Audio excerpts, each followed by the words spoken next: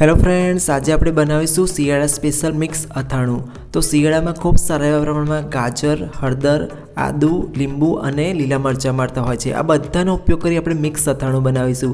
તો ગૃહ ઉદ્યોગમાં જે રીતે બનાવવામાં આવતું હોય છે તે જ રીતને ફોલો કરી આપણે આજે અથાણું બનાવીશું, જેનાથી આપણું અથાણું 1 વર્ષ સુધી એકદમ સારું રહેશે। તો રેસીપીની કોઈ સ્ટેપ છૂટી ના જાય તેના માટે વિડીયોને સ્કીપ કર્યા વગર અંત સુધી અવશ્ય જોજો। રેસીપી સારી લાગે તો અને લાઇક આપી તમારા ફેમિલી ફ્રેન્ડ સાથે ચોક્કસ શેર કરજો। તો ચલો શિયાળા સ્પેશિયલ મિક્સ અથાણું બનાવવાનું શરૂ કરીએ।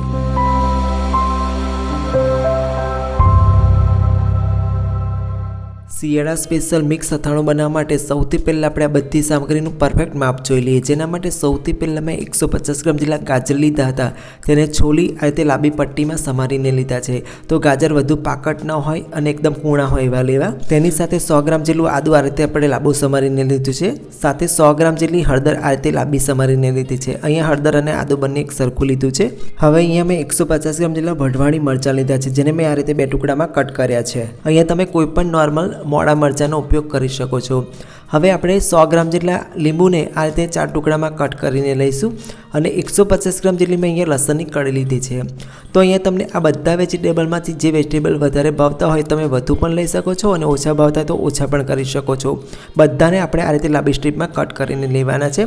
હવે સમારેલી બધી વસ્તુ આપણે બાઉલમાં લઈ લઈશું। તો અહીંયા આપણે લીંબુ અને લસણ અત્યારે નથી ઉમેરવાના, એને આપણે આગળ પ્રોસેસ કરીશું ત્યારે ઉમેરીશું। તો લીંબુ અને લસણને એક તરફ રાખી અને મિક્સિંગ બાઉલમાં લીધેલા બધા વેજીટેબલમાં આપણે 1 મોટી ચમચી હળદર એડ કરીશું અને સાથે 1 મોટી ચમચી મીઠું એડ કરીશું, સાથે 1 મોટી ચમચી આપણે લીંબુનો રસ ઉમેરીશું। બધી વસ્તુને હળવા હાથે બધા વેજીટેબલ સાથે મિક્સ કરી લઈશું, જેથી વેજીટેબલમાં રહેલું પાણી છૂટું પડશે અને પરિણામે આપણું જે અથાણું છે લાંબા સમય સુધી સારું રહી શકશે। હવે આ રીતે બધું મિક્સ કર્યા બાદ આ જે મિક્સિંગ બાઉલ છે તેને લીડથી ઢાંકી દેવાનું છે અને 3 થી 4 કલાક માટે બધા વેજીટેબલને આપણે એક તરફ રાખીશું, જેથી તેમાં રહેલું પાણી છૂટું પડશે। હવે 3 થી 4 કલાક જેટલો સમય થઈ ગયો છે। લીડ હટાવીને જોઈએ તો તમે જોઈ શકો છો બધા વેજીટેબલમાંથી આ રીતે પાણી છૂટું પડ્યું છે। હવે વેજીટેબલમાંથી આ રીતે પાણી છૂટું પડે ત્યારબાદ તેમાંથી પાણી દૂર કરવા માટે આપણે તેને એક બાઉલ ઉપર ચાળણી રાખી તેમાં લઈ લઈશું અને તેને હાથની મદદથી પોળા કરી લઈશું, જેનાથી જે વધારાનું પાણી છે તે નીચે મિક્સિંગ બાઉલમાં જમા થશે અને આપણે આ બધા વેજીટેબલને આ રીતે હાથેથી પોળા કરી લઈશું અને પંખા નીચે લગભગ 1 કલાક માટે સુકાવા માટે રાખીશું। તો આ પ્રોસેસ કરવાથી વેજીટેબલમાં રહેલું પાણી દૂર થશે અને આપણું અથાણું 1 વર્ષ સુધી આપણે સ્ટોર કરી શકીશું। હવે આ જ્યાં સુધી કોરું થાય છે ત્યાં સુધીમાં આપણે એક મસાલો તૈયાર કરીશું, જેના માટે પેનની અંદર 1 મોટી ચમચી મેથીના દાણા લઈશું, 1 મોટી ચમચી આપણે સૂકા ધાણા લઈશું અને 1 મોટી ચમચી વરિયાળી એડ કરીશું। હવે ગેસની એકદમ સ્લો ફ્લેમ પર આ 3 સામગ્રીને આપણે સરસ રીતે શેકી લઈશું। તો આમાંથી સુગંધ આવે ત્યાં સુધી આપણે તેને શેકવાનું છે। આ પ્રોસેસ કરવાને બદલે જો તમારી પાસે સમય હોય તો તમે તેને તડકે લગભગ 7 થી 8 કલાક તપાવીને પણ લઈ શકો છો। હવે ગેસની ફ્લેમ બંધ કરી દઈશું અને ત્યારબાદ 2 મોટી ચમચી રાયના કોરિયા એડ કરી તેને સરસ રીતે શેકી લઈશું।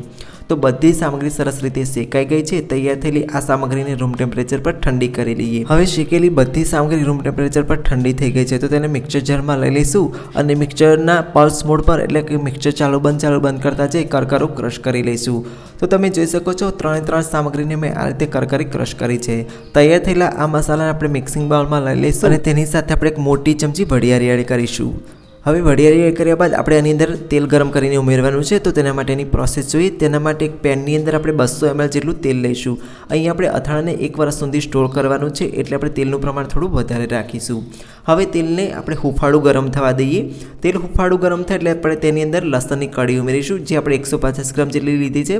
તેને ગેસની મીડિયમ ફ્લેમ પર થોડી કૂક કરી લઈશું, કાચી પાકી રહે એ રીતે કૂક કરવાની છે।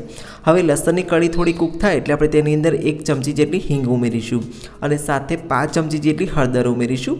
બંને વસ્તુને ઉમેર્યા બાદ ગેસની ફ્લેમ બંધ કરી દઈશું અને થોડી વાર માટે હલાવી તેલ થોડું ગરમ રહે એ રીતે આપણે તેને ઠંડુ કરી લઈશું। તો આ રીતે સતત હલાવતા રહીશું અને તેલમાંથી થોડા બબલ્સ આવતા રહે એ રીતે આપણે તેને ઠંડુ કરી લઈશું।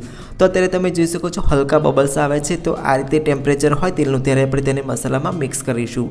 તો મસાલામાં ઉમેર્યા બાદ સ્પેચ્યુલાની મદદથી એક વખત આપણે તેને સરખું મિક્સ કરી લઈએ, જેનાથી મસાલાની કચાશ દૂર થઈ જશે। હવે આપણે તેમાં સ્વાદ પ્રમાણે મીઠું ઉમેરીશું અને સાથે આપણે 1 મોટી ચમચી કશ્મીરી લાલ મરચું પાવડર ઉમેરીશું। આની સાથે આપણે 2 મોટી ચમચી અથાણાનો મસાલો ઉમેરીશું। અહીંયા મેં ખાટા અથાણાનો મસાલો લીધો છે, તેને ઉમેરવાથી આનો સ્વાદ ખૂબ જ સરસ આવતો હોય છે. હવે સ્પેચ્યુલાની મદદથી બધી સામગ્રીને સરસ રીતે મિક્સ કરી લઈશું. તો હવે બધા મસાલા તેલ સાથે સરસ મિક્સ થઈ ગયા છે. હવે આપણે જે વેજીટેબલને કોરા કરવા માટે રાખ્યા હતા તેને જોઈએ તો 1 કલાક પછી તમે જોઈ શકો છો વેજીટેબલનું બધું મોઇસ્ચર દૂર થઈ ગયું છે અને બધું વધારાનું પાણી નીચે મિક્સિંગ બાઉલમાં જમા થયું છે. હવે તૈયાર થયેલા અને કોરા થયેલા આ મિક્સ વેજીટેબલને આપણે તૈયાર કરેલા મસાલામાં ઉમેરી દઈશું. બધા વેજીટેબલને આ રીતે મસાલામાં ઉમેર્યા બાદ આપણે એમાં લીંબુ ઉમેરવાનું છે. તો લીંબુને પણ ઉમેરી દઈએ અને હવે એની અંદર આપણે 1 મોટી ચમચી લીંબુનો રસ ઉમેરીશું. લીંબુનો રસ ઉમેર્યા બાદ આપણે સ્પેચ્યુલાની મદદથી બધી સામગ્રીને સરસ રીતે મિક્સ કરી લેવાની છે, જેથી બધા વેજીટેબલ પર મસાલાનું સરસ કોટિંગ થઈ જશે. અત્યારે તમને તેલનું પ્રમાણ થોડું વધારે લાગી રહ્યું છે અને થોડું પતલું લાગી રહ્યું છે, પણ જેમ જેમ મસાલા ફૂલશે તેમ આ મિશ્રણ થોડું થીક થઈ જશે. તો બાઉલને લીડથી ઢાંકી દઈએ અને 2 દિવસ માટે અથાણાને અથાવા દઈએ.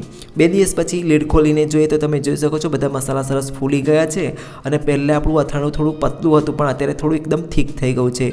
તો આ કન્સિસ્ટન્સી આપણા અથાણાની હોવી જોઈએ. તો શિયાળા સ્પેશિયલ મિક્સ અથાણું તૈયાર થઈ ગયું છે. તૈયાર થયેલા અથાણાને તમે કોઈ પણ કાચની એરટાઇટ બરણીમાં ભરીને રાખી શકો છો અને અથાણામાં આ રીતે તેલનું પ્રમાણ વધારે હોવું જોઈએ, જેનાથી તમે 1 વર્ષ સુધી અથાણાને સ્ટોર કરી શકો છો. તો તૈયાર છે શિયાળા સ્પેશિયલ એકદમ સ્વાદિષ્ટ અને ટેસ્ટી અને જમવાનો સ્વાદ વધારે તેવું મિક્સ અથાણું, અને ઘરે ચોક્કસથી ટ્રાય કરજો.